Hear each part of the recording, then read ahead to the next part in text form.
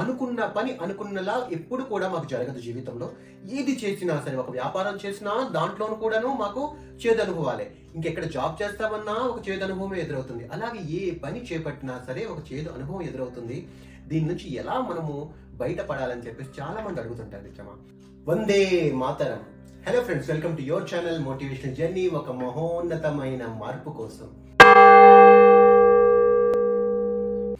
Friends, చాలా మంది యొక్క కంప్లైంట్స్ ఎలా ఉంటాయంటే, గురువు గారు మేము ఏది చేస్తున్నా సరే మాతో నెగిటివే జరుగుతుంటది, ఎప్పుడు కూడాను అనుకున్న పని అనుకున్నలా ఎప్పుడు కూడా మాకు జరగదు జీవితంలో.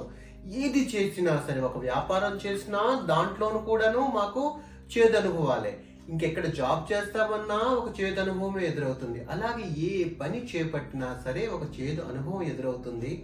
దీని నుంచి ఎలా మనము బయటపడాలని చెప్పేసి చాలా మంది అడుగుతుంటారు మిత్రమా.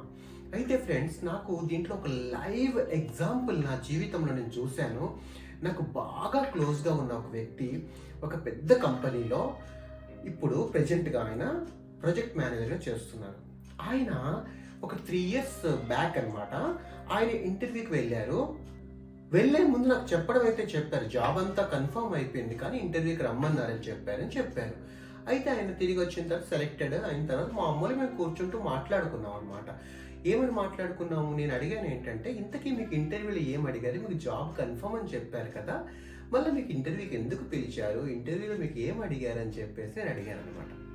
అప్పుడు ఆయన ఏం చెప్పారు తెలుసా, స్వామి గారు వాళ్ళు ఏం అడగలేదు, వాళ్ళు నాకు అడిగిన క్వశ్చన్ ఏంటంటే, మీరు లాస్ట్ కంపెనీలో ఫేస్ చేసిన అతిపెద్ద ప్రాబ్లం ఏంటి, మీరు దాని నుంచి ఎలా హ్యాండిల్ చేయగలిగారని అడిగారని చెప్పేసి అతను చెప్పారు. దానికి తగిన సమాధానం నేను ఇచ్చాను. ఎందుకంటే నా లాస్ట్ కంపెనీలో కూడా ఒక పెద్ద ప్రాబ్లం నేను ఫేస్ అయ్యాను. ఆ ప్రాబ్లం చక్కగా హ్యాండిల్ చేశాను, కానీ చాలా ఇబ్బంది అయితే పడ్డాను. ఆ మొత్తం ఇబ్బందిని వాళ్ళకి ఎక్స్ప్లెయిన్ చేశానని చెప్పేసి ఆయన చెప్పారు. ఇప్పుడు మీకు నేను దీని గురించి చెప్పవలసిన విషయం ఏంటి అంటే, అతని మాటల్లోనే చెప్తాను నేను. మనము ఒక ఆర్గనైజేషన్లో ఉండేటప్పుడు మనం ఎలా సక్సెస్ సాధించామన్నది ఫోకస్ చెయ్యరు, మనం ఎలా ఫెయిలియర్స్ని ఎలా హ్యాండిల్ చేస్తాము, అనుకోని పరిస్థితులు వచ్చేటప్పుడు మనం ఆ సిచ్యువేషన్ ఎలా హ్యాండిల్ చేయగలిగాము అన్నదే వాళ్ళు చూస్తారని చెప్పేసి ఆ ఫ్రెండ్ చెప్పారనమాట. అయితే ఫ్రెండ్స్, నేను మీకు ఈరోజు చెప్పదలుచుకుంది ఏంటి అంటే, మన జీవితంలో మన యొక్క క్యాలిబర్ అన్నది మనం ఎలా సక్సెస్ సాధించామనే దాన్ని బట్టి మన క్యాలిబర్ తెలియదు. మన క్యాలిబర్ ఎలా తెలుస్తుందంటే, హౌ యు బౌన్స్ బ్యాక్. మనం ప్రాబ్లమ్స్ వచ్చేటప్పుడు ఎలా బయటపడ్డామో దాన్ని బట్టి మాత్రమే మన క్యాలిబర్ మెజర్ చేయడం జరుగుతుందన్నమాట. అందుకే మన జీవితంలో ఎప్పుడెప్పుడు ఏ సిచ్యువేషన్ ఎదురవుతున్నా సరే మీరు ఒకటే గుర్తుంచుకోండి, ఆ సిచ్యువేషన్ ఎదురైన ప్రతిసారి కూడా ఒక పాఠం మీకు నేర్పుతుందన్నమాట. జీవితంలో ఒకే ఒక ఫార్ములా గుర్తుంచుకోండి మిత్రమా. To achieve success in your life you have to have experience. To have that experience you have to go through many bad experiences. ఇది నిజం మిత్రమా.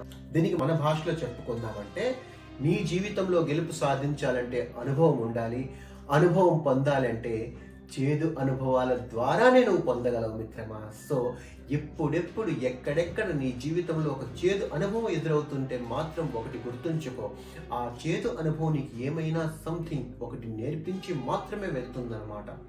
అందుకే లైఫ్లో సక్సెస్ సాధించేటప్పుడు ఎంత ఆనందంగా ఉంటావో, ఒక ఫెయిలియర్ ఎదురయ్యేటప్పుడు కూడా అంతే ఆనందంగా ఉండగలగాలి. అందుకని no need to worry my dear friends.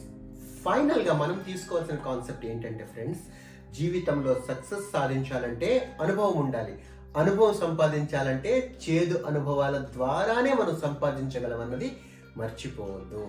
Thank you very much for your valuable time. Bharat Mata కీ జై.